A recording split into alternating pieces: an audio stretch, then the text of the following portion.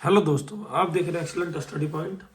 आज हम लोग पढ़ेंगे क्लास 10th का मैथमेटिक्स, वास्तविक संख्या, ठीक, रियल नंबर्स। और इसमें हम ऑब्जेक्टिव करने वाले हैं। अगर आप जितना मैं करा रहा हूँ उतना आप कर लेते हैं तो आपके एग्जाम में इससे बाहर नहीं आएगा इस चैप्टर से। और मैं आपको बता दूं 2023 में इस चैप्टर से 12 क्वेश्चन पूछे गए थे सेकंड पाली में, और फर्स्ट पाली में 10 क्वेश्चन पूछे गए थे। तो इसलिए इस बार 2024 में 2025 में भी इस चैप्टर से 10 से 12 क्वेश्चन आने की संभावना बहुत ज़्यादा है, तो इसलिए इसको ध्यान से देखिए। और मैं आशा करता हूं कि इस चैप्टर से 10 या 12 क्वेश्चन आएंगे और आप कर जाएंगे, ठीक। तो इतना आप कर लीजिए, एकदम 100% है कि आपका 10 या 12 क्वेश्चन क्लियर हो जाएगा। तो चलिए वीडियो को बिना लेट के शुरू करते हैं हम आज का अपना टॉपिक। और अगर आपको वीडियो पसंद आए तो वीडियो को लाइक कर दीजिएगा और चैनल को सब्सक्राइब भी कर दीजिएगा और अपने दोस्तों के पास भी शेयर करिएगा। चलिए देखते हैं आज का पहला क्वेश्चन कि सहभाज्य संख्याओं का मौसा होता है, ठीक। देखिए मैं आपको बता दूं, क्वेश्चन नंबर 1, सहभाज्य संख्या किसे कहते हैं? जिनका मौसा 1 होता है उन्हें सहभाज्य संख्या कहते हैं। और सहभाज्य संख्या का मौसा कितना होता है, याद रखिएगा।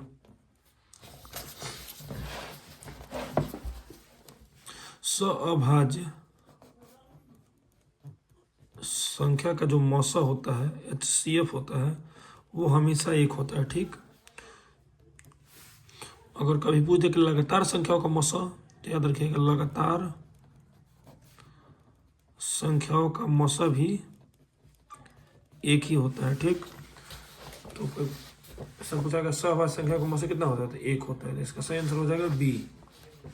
अगला क्वेश्चन है, यदि दो संख्याओं का गुणनफल 21 से 66 है तथा उनका मौसा 19 है तो उनका लौसक होगा। दूसरा क्वेश्चन, हम सबको पता है कि पहली संख्या गुणे दूसरी संख्या बराबर HCF गुणे LCM, ठीक। साल में क्या दिया, दो संख्याओं का गुणनफल 21 66 है, तो पहली संख्या और दूसरी संख्या दोनों का गुणनफल कितना है, 21 और 66। दो संख्या गुणनफल दिया ना, और इसमें मौसा का मतलब HCF दिया 19, तो हमको निकालना है LCM, ठीक। देखिए 19 इधर गुणा में इधर जाएगा तो भाग में, तो 21 और 66 भागे 19 बराबर LCM। तो 19 से कम 19, 2 बचा 7 बचा, 19 होगा 76, तो हमारा LCM जो आएगा 114 हो जाएगा, ठीक। तो LCM 114 हो जाएगा, तो सही आंसर सी हो जाएगा, दूसरा का सी। तीसरा क्वेश्चन देखते हैं हम लोग, यदि ए बराबर इतना बी बराबर इतना तो लौसा ए बी होगा। लौसा निकालना आपको, देखिए क्वेश्चन नंबर 3 बहुत ही आसान सवाल है। ए का मान दिया है, देखिए ए का मान ए बराबर 2 के पावर 3 3 गुणे 5, और बी का मान दिया है 2 के पावर 4 5 गुणे 7। हमको इसका लौसा निकालना है, लौसा मतलब LCM निकालना है। देखिए 2 का पावर 3 का मतलब 2 3 बार, ठीक, 3 एक बार है और 5 एक बार है। और 2 का पावर 4 मतलब 2 4 बार, 5 और 7 है।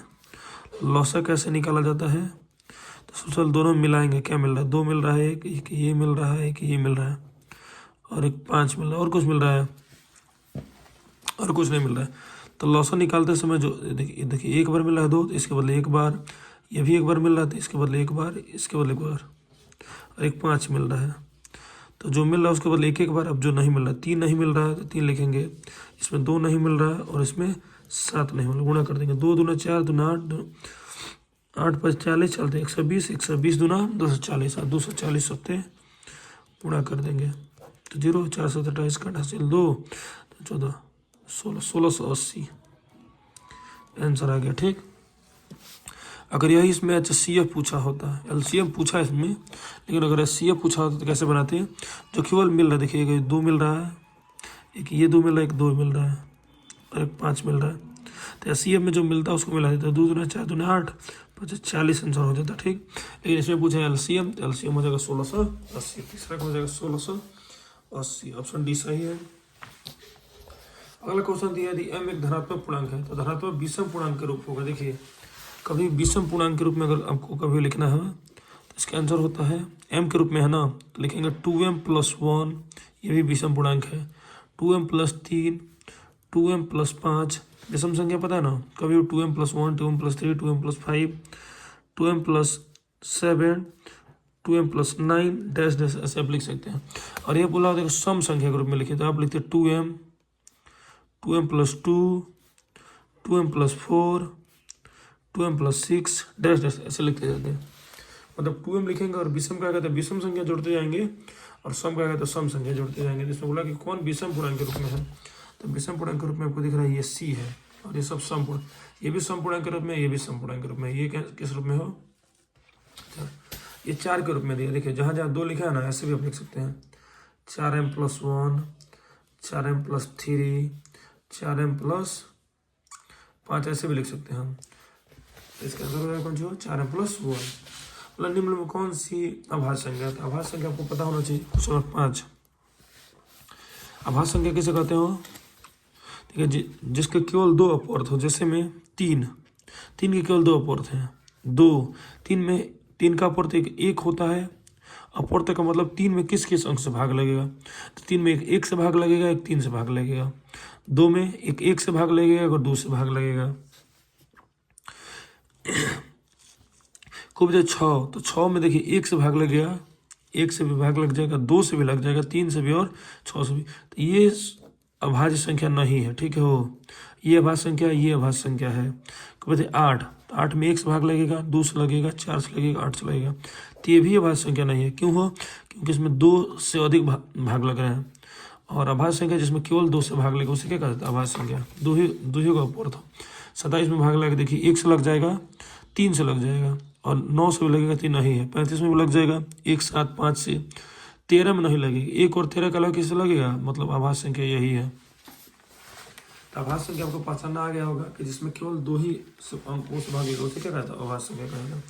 अब देखो बोला निम्नलिखित तो कौन अपरिमेय संख्या, अपरिमेय संख्या कैसे पहचाना जाता है, एकदम आसान तरीका आपको बता दे रहे हैं। जिसका वर्गमूल आप निकाल सकते हैं वो परिमेय है। देखिए 17 का वर्गमूल किसी को याद है, नहीं याद है, यही अपरिमेय संख्या होगा। 100 का हमको पता है 10 होता है, 4 का 2 होता है, 16 और 5 का होता है 4 और 25 5, तो ये होगा, ठीक है हो, ये सब परिमेय है, ये लेकिन अपरिमेय होगा √17, ठीक। अगला क्वेश्चन 144 के अभाज्य गुणनखंड में 2 का घातांक, ऐसा सवाल बोर्ड में हर साल पूछा जा रहा है। देखिए इसको ध्यान से पूछा गया क्वेश्चन नंबर 7 में। 144 के गुणनखंड में, 144 के अभाज्य गुणनखंड में 2 का घातांक बताइए। तो सबसे पहले इसके अभाज्य गुणनखंड तोड़ेंगे, तो 2 से 2 से 14, 2 दूना 4, 2 से 36 पर में कट जाएगा 18, 9, 3 और 3। तो हमको दिख रहा है 2 कितने बार आ रहा है, 4 बार, और 3 कितनी बार आ रहा है, 2 बार। तो 2 का घातांक पूछा ना, तो 2 का पावर कितना है, 4, और 3 का पूछा होता तो 3 का पावर 2, और पूछा था 7 का, तो 7 एक भी बार नहीं है, तो कितनी बार है, 0 बार है। समझ रहे हो, कोई पूछा अब बताइए 5 का कितना होगा, तो 5 भी इसमें नहीं, तो 5 के पावर 0। तो ये आपको समझ में आ गया होगा कि 2 कितनी बार आ रहा है, 4 बार, तो 4 इसका सही आंसर होगा। कहीं कि 2 का पूछा है, अगर 3 का पूछा होता तो 2 आंसर होता, 7 का पूछा होता तो 7 एक भी बार नहीं है, तो 0 आंसर होता। समझ में आ रहा है ना, ठीक है। अगला सवाल है निम्नलिखित कौन परिमेय संख्या, भी आपको पता है परिमेय वही होता है जिसका वर्गमूल आप निकाल सकते हैं। देखिए 1 का वर्गमूल 1 होता है और 144 का 12, तो सीधे सीधे दिख रहा है कि यही होगा।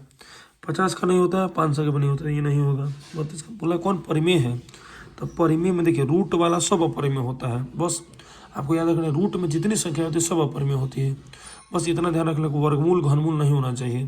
तो 1 का वर्गमूल 1 और 144 का 12, मतलब ये परिमेय हो जाएगा रूट में होते हुए। पहले ये रूट में है, परिमेय होगा, क्योंकि इसका ना ही इसका आप वर्गमूल निकाल सकते हैं ना ही इसका, तो ये भी अपरिमेय अपरिमेय अपरिमेय।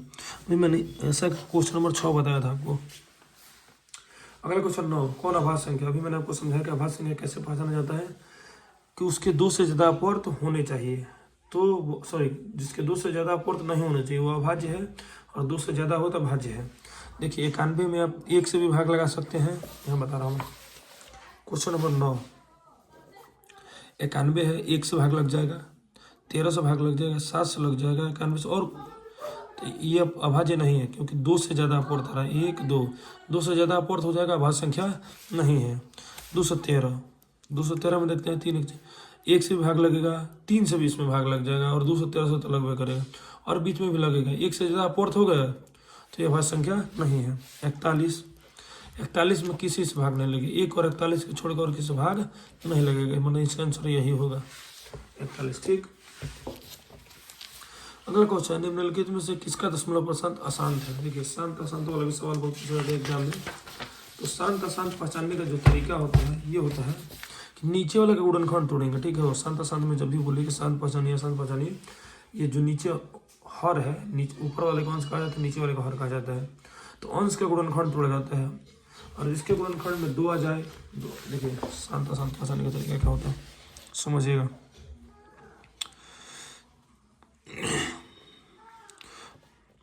लिखा गया P/Q, ठीक। और Q का गुणनखंड तोड़ेंगे और Q का गुणनखंड अगर 2 के पावर m और 5 के पावर n के रूप में आता है तो शांत है, अन्यथा और किसी भी रूप में आएगा तो अशांत है, याद रखिएगा। ठीक, अभी नहीं समझ में आएगा, एग्जाम्पल देखिए इस पे दिया है सवाल 10 नंबर क्वेश्चन कि निम्नलिखित में किसका दशमलव % अशांत है। आसान पता करना है ना, तो सबसे पहले 23/50, तो नीचे वाला का गुणनखंड तोड़ेंगे 50 का, 23 को छोड़ देते हैं ऊपर और 50 का गुणनखंड तोड़ेंगे तो हमको दिख रहा है, हम यहाँ तोड़ दे रहे हैं, 50 का गुणनखंड तोड़ेंगे तो 25, 5 5 25, 5 1 5, ठीक। मैंने 2 एक बार और 5 2 बार, देखिए 2 और 5 के रूप में दिख रहा है, ये शांत है। ठीक, अगर केवल 2 भी आता तो भी शांत, केवल 5 भी आता तो भी शांत, और 2 और 5 दोनों आ जाएगा तो भी शांत। 2 और 5 के अलावा और कुछ दूसरा कुछ दिखा तो अशांत है, तो ये सीधे सीधे दिख रहा है शांत है, क्योंकि इस फॉर्म में है तो ये शांत है। अगला 39/243, सबसे पहले एक कट रहा था, कटा देंगे। देखिए 13 बार में कट जाएगा, 13/21, ठीक। अब नीचे वाला गुणनखंड तोड़ेंगे तो हमको पता है कि आएगा 3 के पावर 4। देखिए इस रूप में नहीं है ना, 3 आ गया इसमें, 2 केवल आता तो भी शांत, केवल 5 आता तो भी शांत, और 2 और 5 दोनों आएगा तो भी शांत, लेकिन केवल 3 आया इसमें तो ये अशांत है। और पूछा कौन अशांत है, कौन अशांत है, इसका आंसर यही होगा 39 का बी। आगे भी हम सॉल्व कर लेते रहे, मन कर रहा है तो 25/1600 कट रहा था, कटा देंगे। 5 15, 1 बचा, 5 9 10, 320, ठीक। 5 5 25, फिर कट रहा, कटा देंगे। 5 1 5, 5 1 30, 5 1 20, 1/64 आया, ठीक।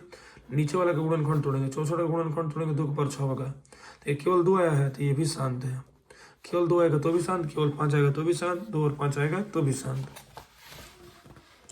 आगे इसी तरह 13/125, ये भी हम 625, तो ये कटेगा नहीं, 13 छोड़ दीजिए, 625 को आप लिख सकते हैं 5 के पावर 3, ये भी शांत है।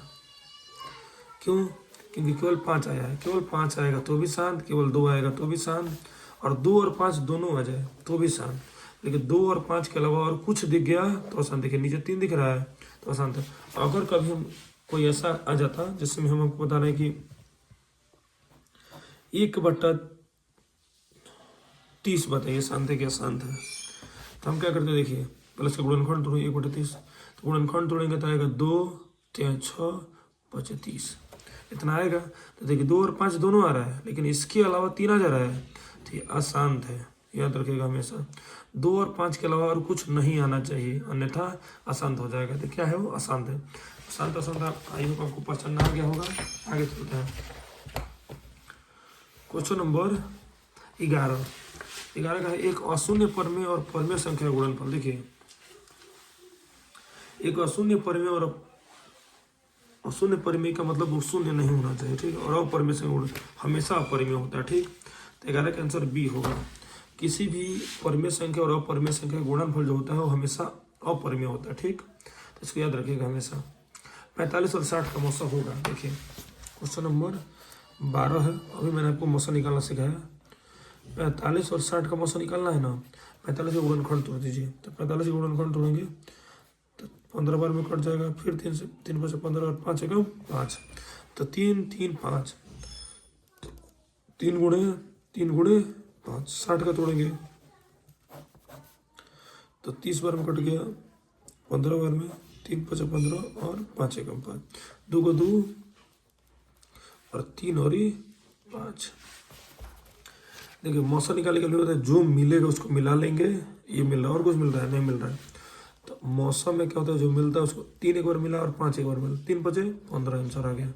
मौसम ऐसे निकला था और लौसक बोला होता है तो इसको भी लेते हैं और जो नहीं मिला इसको भी लेते हैं। क्वेश्चन नंबर 13 की तरफ चलते हैं हम लोग। 13 पाई बाई 3 है। देखिए पाई जिसके साथ आ जाए वो परमेय है, सीधी सी बात है। पाई आ जाए और परमेय संख्या है, ठीक, क्योंकि पाई एक परमेय संख्या होता है। क्वेश्चन नंबर 14 देखते हैं हम लोग। बोला यदि एफ एक्स बराबर इतना है तो F1 का मान बताइए। देखिए सवाल उतारते हैं क्वेश्चन नंबर 14 के लिए। एफ एक्स का मान दिया है x³ 5x², यही उतार रहे हैं हम, ठीक, प्लस 2x प्लस 2। देखिए सवाल यही है, हमको निकालना है F1। एक बार देखिए कंपेरिजन करिए, f की जगह पे f और x की जगह पे क्या है, x की जगह पे 1 है, मतलब हमको x की जगह पे 1 रख देना है। समझ में आया?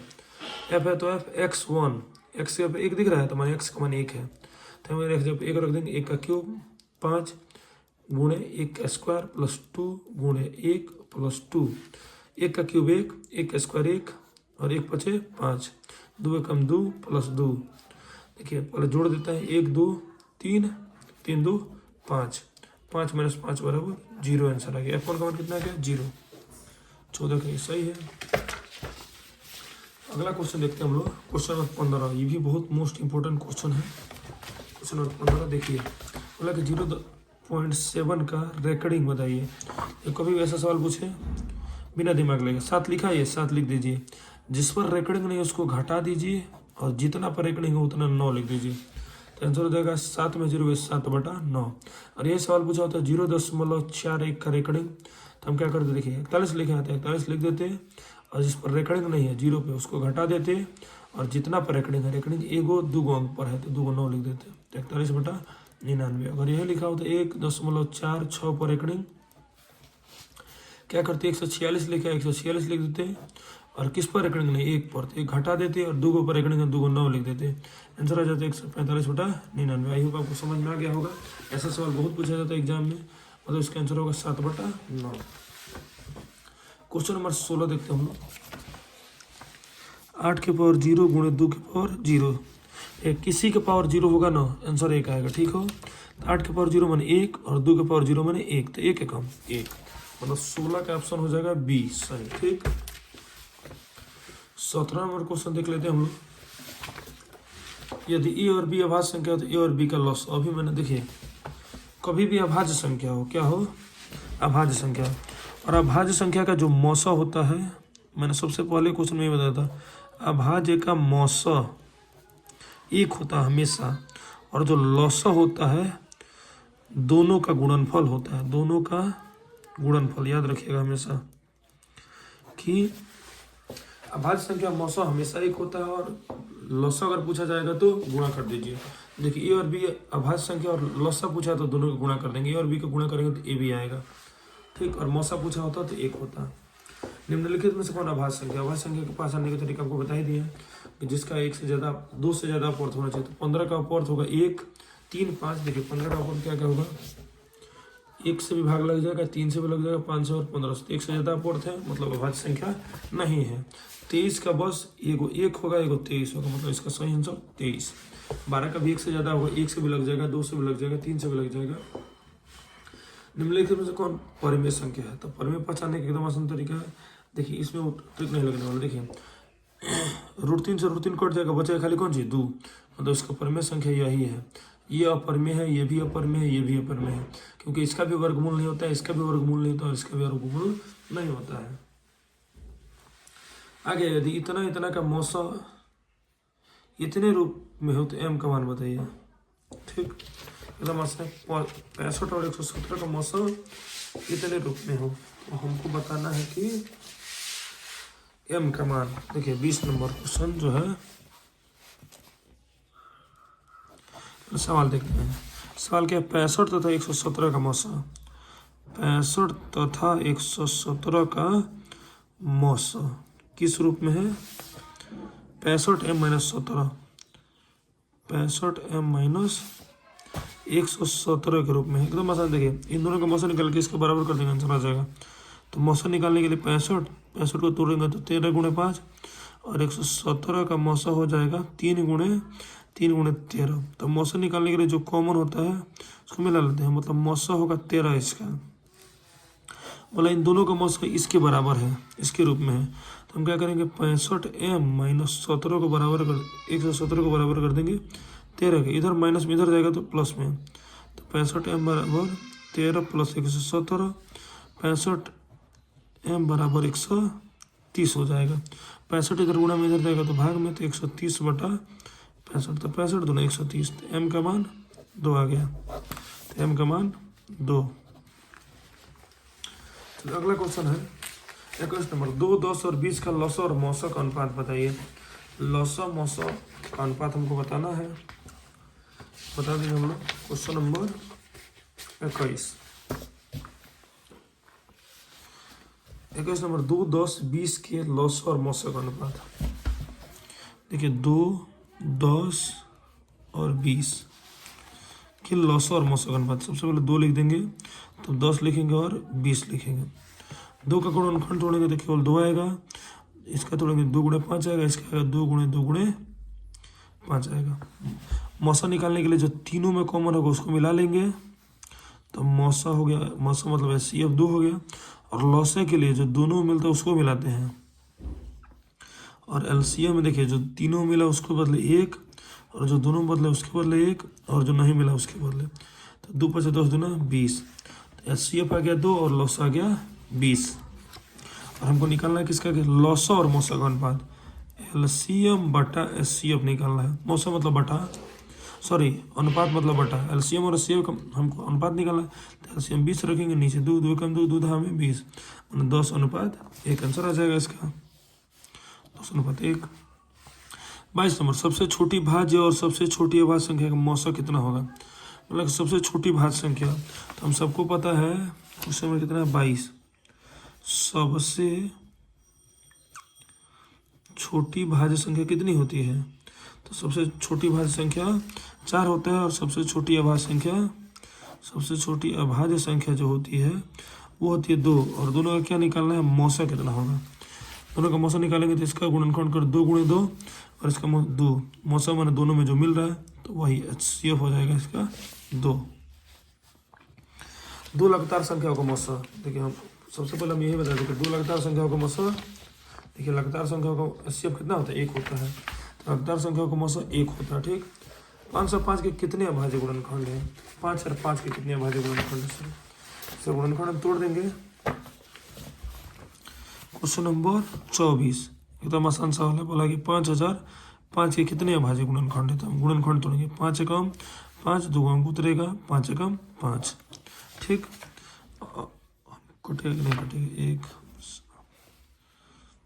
3 से तो नहीं कटेगा, 4 से भी नहीं कटेगा, 5 से भी नहीं कटेगा, 6 से, 7 से देखते हैं, 1 नहीं कटता है, 7 3, 7 से भी नहीं कट रहा है ना, 7 से कट जा रहा है।